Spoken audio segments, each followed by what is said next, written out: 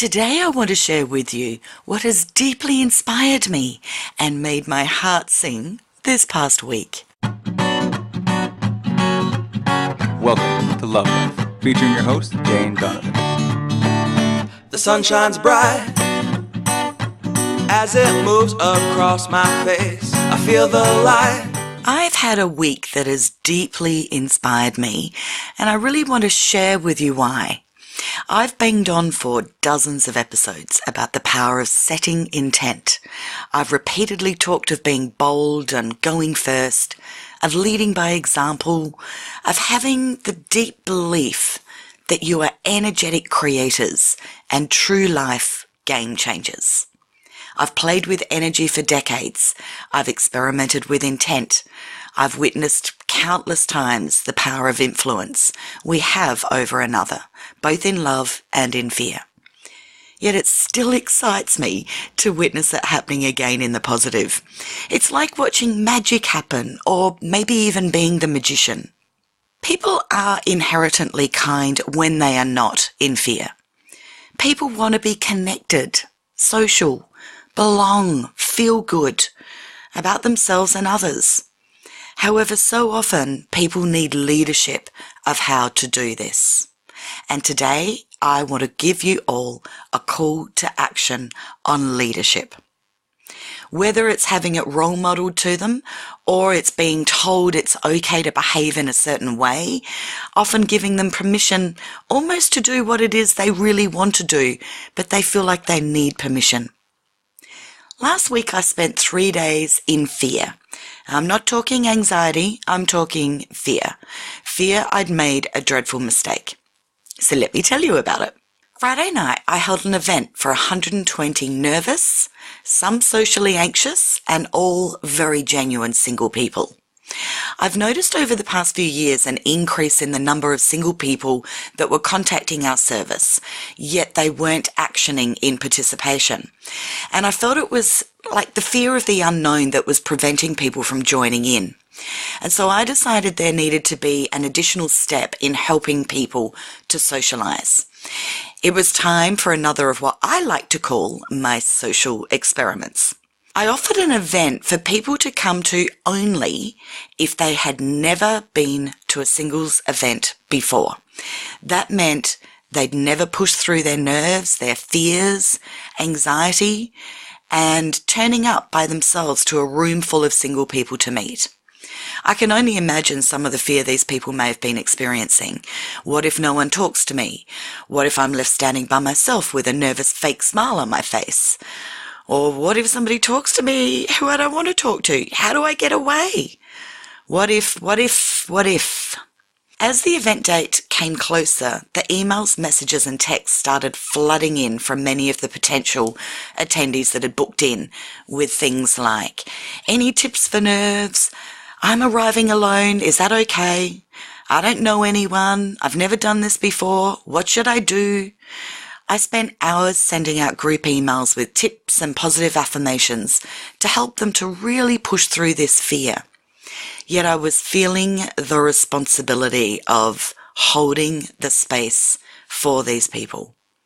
I expected on the night maybe around 50% to show up and 50% not making it, and I totally understand people not showing up.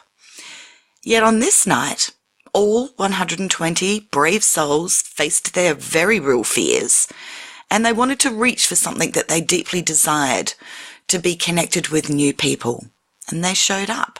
I only had 2 rules for the night that I pushed really hard on them in the lead-up encouraging emails. Now, rules, let's replace that word with intents. 2 intents for the night for the guests. 1, you must arrive with a smile. It is our calling card, and when it's genuine, even if it's a bit of, fake it at first, get that smile on your face and fake it, it then ultimately moves to the eyes, which really are the windows to our soul. And my second rule was no cold shoulders. Treat others as we wish to be treated. I have a kind of observation of people that I like to do. I like to observe who saves their best behaviour for only those they deem worthy. The question I look for is, how does someone treat everyone not just some people. So I wanted to have the intent of connecting with kindness with everyone, not just some people. And the result? It was breathtakingly beautiful. About a year ago, I did an episode where I asked the Love Life tribe, what is beauty? And most described beauty in a similar way. Seeing emotion, seeing kindness, seeing humanity. And this is exactly what I saw on Friday night. Beauty everywhere I looked, everywhere I turned, and it really did take my breath away. It actually brought tears to my eyes. I was witnessing pure heart space emotion in action, and it was breathtaking. About 2 hours into the night, I realized that this really is the very best event I had ever hosted. Now that's a big statement considering I've hosted or managed over probably 5,000 events in my life. So why was this one so successful? I really wanted to understand so I could recreate it. And I feel it's for a few reasons. First, this was shared vulnerability. So whatever you are wanting to inspire others, look for shared vulnerability as a potential ability to hold an energetic space consistently. 100% of the attendees were completely new to this, so they all had that shared vulnerability. We didn't have the overly confident in attendance, the people that can intimidate others. We didn't have the slightly jaded negative person there, that can make others feel, less than great. We only had those with a shared vulnerability of trying something new and a common ground and deep commitment of wanting to connect with new people.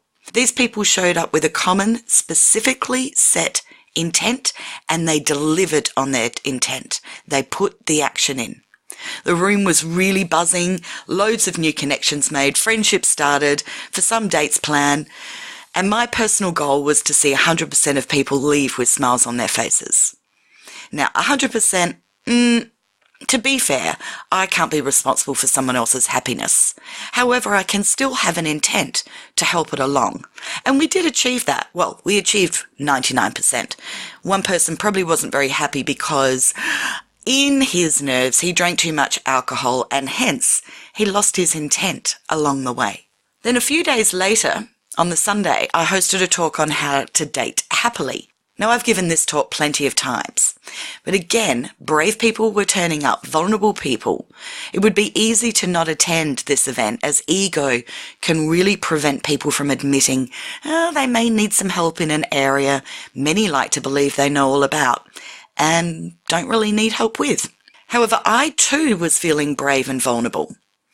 I had new content to deliver and I wanted to do it freestyle. I wanted no notes, just half-channeled, half-spoken monologue for about 2.5, 3 hours.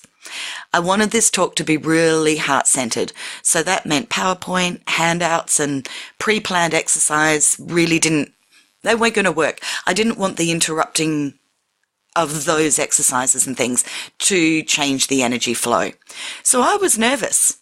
I set my intent for all the participants to receive useful information to create a new energetic way of being. And I also set my intent for me to receive some much needed external validation from either the participants or the universe. As I joined the participants post-talk for a glass of wine and some socializing, I shared my vulnerability with some of the attendees. And I received some wonderful validation from some very successful business people that I respect, and even a university lecturer who teaches people how to lecture, that what I had delivered was absolutely suitable, that it was appropriate, and that they loved it because they could ride on my passion and deep understanding of the topics I was delivering. I share this because it's okay to ask for validation when you're pushing through something, so include that in your intent setting. And for me, intent achieved. However, the universe wasn't quite done with keeping me 100% present and feeling validated. As I left the venue, I had such deep appreciation and gratitude to the universe. It was a couple of days of really nailing 2 events that I was very nervous about and had some fear around. But the universe had a few more tricks of synchronicity up its sleeve to deliver to me. As I turned my car on, the song I danced at my wedding to with my husband came on. A Kiss from the Rose. So the tears started flowing down the face, and I really did feel deeply blessed. But as that song finished, the following song was another big personal anthem for me, Phil Collins' In the Air Tonight. This particular song I associate with adrenaline. I used this song 20 years ago when I was choreographing the opening entertainment spectacular for the launch of Super League. Some of you might remember that. For the non-sporting people, it was a rugby sporting event that a big TV businessman created, Kerry Packer created as a new way of sport being shown. So while this was now 20 years ago, this night was another event that I was full of fear about. I really was putting myself on the line that night. And yes, it turned out great, and the fear that led up to it was very real. So 2 songs on the radio of 2 very big days in my life. And as I sat in that music, I actually felt what can only be described as self-actualization. I felt deeply aligned with my purpose, but there was more to share in my purpose. I feel purpose changes like everything. It ebbs and flows, it grows, it recedes, it morphs into something else as we journey this life. I share all this with you as I want to once again reinforce the power you have, the ability to clearly set your intent and deliver. And I encourage you to dig deep, to create bravery, to be deeply aware of how the universe is supporting you and has your back. And most of all, to ask you, how are you able to be of service to others? What is it you can help give them permission to do? And it's likely what you do easily and effortlessly. For others, it may be the same desire, but it may be a challenge for them. Can you step up in your boldness and go first? Can your intent be stronger, bigger, bolder, more out there? Because I promise you, the bolder you are, the greater the results you'll see, and how you're guiding, influencing, and encouraging others. So many of you are leaders, healers, teachers, and I really want to inspire you to go bigger. Yet the inspiration for us so often is tiny and subtle and small, and it can be missed easily if we are not open to receiving this guidance. Look for the simple. For me, it was creating a simple event to overcome a common problem. It's so often the very tiny, simple intent and action that really will produce the biggest results. So what does it look like to go first, to set an intent, to action it, and to lead from the heart? What do these tiny moments of influence really look like? About 6 months ago, I had the lovely Catherine Hills come and visit me in Australia from England. You might know Catherine as one of the lovely Love Life Facebook group administrators. Now, while Catherine was here, we recorded a few conversations. One, however, was after Catherine had seen something role modelled to her that inspired her. And it was something that actually happened in only 5 seconds. So have a listen to our conversation. So obviously I've been very lucky enough to spend some time with Jane while I'm visiting Adelaide in Australia, and there was one thing that actually really made me notice the way that Jane talks to men, to guys, as we're wandering around and we're interacting with different people.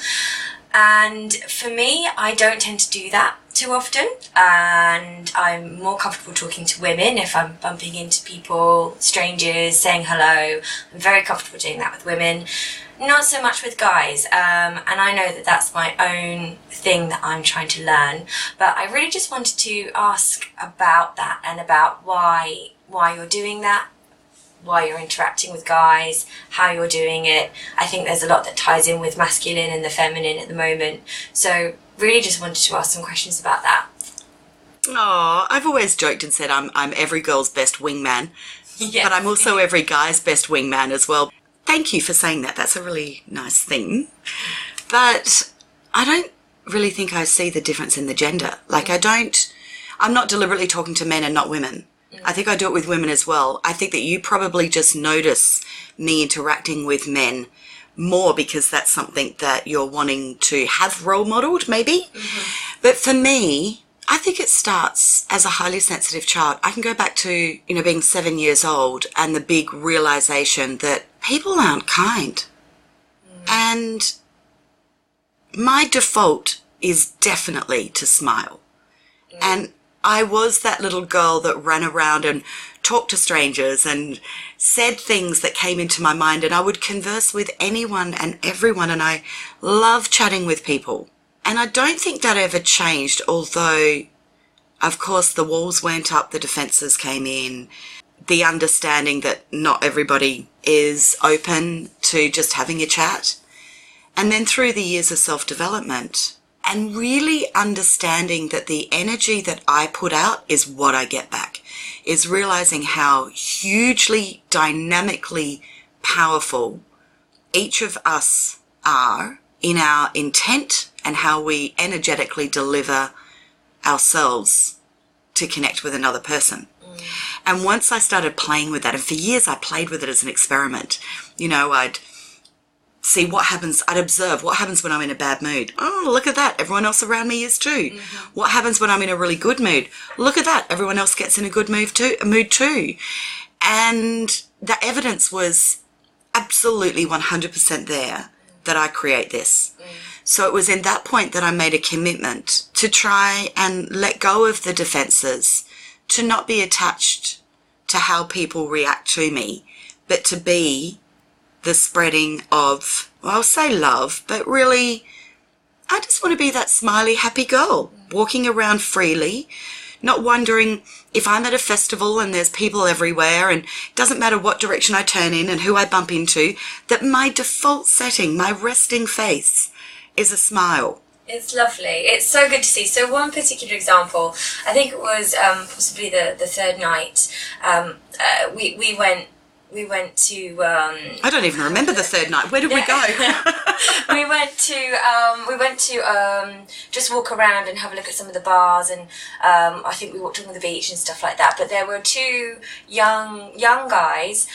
They must have been sort of late teenage age, and they let us cross the road first. I don't even remember that. I remember it because it made me stop and look, and I thought, that's beautiful, because I said, oh, thank you, but you went, look at this, amazing, chivalry is alive and well, and you said it, and the way you said it was just a lovely gift. And these two guys, their postures changed, and they looked at each other, and they were like, oh, wow, thank you. And it's like no one had ever appreciated anything properly for them before. And it was like appreciating these two guys who had let these two girls cross the road first. And it was a lovely little energy exchange there. And I just remember thinking, those two guys are going to go off and they're going to have a great evening because they're going to feel really good about themselves. They're going to feel, appreciated for who they are, just for that one little moment of exchange. And it was a really lovely thing to see. So do you not remember? I do remember now. We were crossing a tram line, and they let us go first. Yes, but I had forgotten that. And wow, okay, isn't that interesting? So much going on in my mind. Well, the first thing that I would say is that, isn't it interesting that you've observed this? See, I often will deliver something heart-centered in a moment, but then I turn my body language away and move on. It's just an energy I wish to gift, and I'm not waiting for a response, and I'm not waiting for a validation. You crossed, and I was still there with them. So you were able to watch. I saw the glance that they gave to each, like almost like in shock, like not shock, but in astonishment. Oh my goodness, this stranger has just made us feel so good about, being a man and honouring these please women. I'm pleased you said stranger and not strange person. Look, that just brings me to, okay, so that's an interesting observation because I've not witnessed that. So here's the exercise for people to do. Go out in pairs. One of you lead with a compliment or a genuine heart-centered, heartfelt engagement, and let the other hang back and observe the reaction. Yeah. And then share with each other to gather the evidence of just how powerful and dynamic we are. But why I do it is that I want to be that person because it makes me feel good. Not because I'm trying to be Mother Teresa. No. It's not that. It's actually that I want to be that person that everywhere my eyes scan, wherever I connect, the default is warmth. And I was that smiley girl, and you've just reminded me. I was asked a few years ago to potentially be a keynote speaker at a national orthodontic conference because they wanted a keynote speaker that was totally different. They didn't want anybody to do with dental. And they knew that I taught about love. And I said, actually, what I'd like to talk about is the power of a smile, because these orthodontists are giving great smiles. And I wanted to take it deeper than the cosmetic. And I wanted them to understand not just the power of the smile of the person who walks around with their hand, they talk with their hand in front of their mouth because they're afraid of, or they don't like their smile, or they don't like their teeth, or the person who smiles, that has closed mouth, they won't show their teeth. But what I wanted to talk about deeper was the power of a smile when that is your default setting. And somebody has to go first. And our world is so fear-based and people are so defensive. And out socially at a festival, well, like we were at a festival last night celebrating St. Patrick's Day, and it was crazy. I don't know how many thousand. We stumbled across this. We didn't even know it was on. No. And we ended up with, I don't know, what were there, 5,000 people. And St. Patrick's, they were all smiling and they were dancing to the music, and everyone around just looked really happy. All wearing green and probably drinking green beer and drinking lots of it. Yeah, good. They know how to do it. They do. They sure do. And so that was probably an unusual festival because anything Irish is going to be fabulously uplifting. Yeah. But there would still be a heap of people there that their defence is to be, why is that person smiling at me? What's wrong? And they're looking to see if they've got sauce down their top, or I don't know, toilet paper hanging out of their knickers or something like that. And yet to be really engaging with the person who serves you their drink, or the girl who serves you, the takeaway street food you've bought, or I don't know, the person that lets you get in front of them at the tram. It's just a beautiful way to be. But it kind of does bring tears to my eyes that I'm now 53 and I was 7 when I realised the world wasn't what I thought it was. And so we're talking 46 years. Is that the maths? That was fast maths. And it brings tears to my eyes that the world still isn't smiling. And if I could wave a wand, it would be for each person to smile, to have that as your default setting. Oh, the world would be so different. But it can really change. It can really turn people's days around. So I remember I was having a terrible day. I'd gone into a shop, and the checkout girl had this incredible, like, she was a light worker, no doubt. She had the most amazing, cheeky, fun energy, and she went, you have good eyebrows. I really like your eyebrows. And I just thought it was such a funny thing to say that I laughed. And then all of the sort of the crap I'd been carrying around that day just kind of went, and I just said, oh my gosh, thank you, that made me laugh, that's so funny.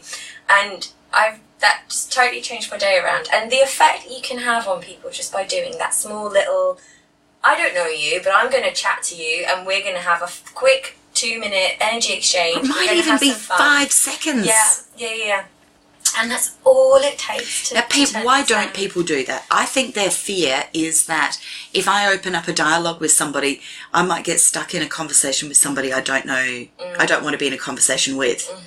And so the fear is, again, making assumptions, projecting into the future. Just stay in the now. And you can just say, lovely chatting, move on. To be committed to everything. Which I reference back to a podcast. I'm going to have to find the episode and put it in the show notes because I can't remember what it is. But it was along the lines of, I remember I talked passionately about when you know how to say no to any situation, it gives you the power to say yes. So the reason people don't engage in a conversation is because they don't know how to get out of it nicely without hurting someone's feelings Yeah. if they want to get out of it. So that goes into boundaries, doesn't it? It does, Yeah. but it also goes into speaking from your heart and just saying, gotta go now. Yeah. And what's your intent? It's like, oh, look, gotta go now. You know, that tone says, I don't want to talk to you anymore, versus, gotta go now, Yeah. says, enjoyed chatting, Yeah. oh good, And then gotta just go, still busy, that person things with to do. energy. Yeah. Can you hear that difference in the tone, you know, up and low tone? So it is really becoming a magician, a master of your own body language and the non-verbal. So it's not just the words, it is the tone of your voice. It's when you breathe. It's when your body is facing into somebody and then you face out. It's when you're mirroring their body language, when you're not mirroring their body language.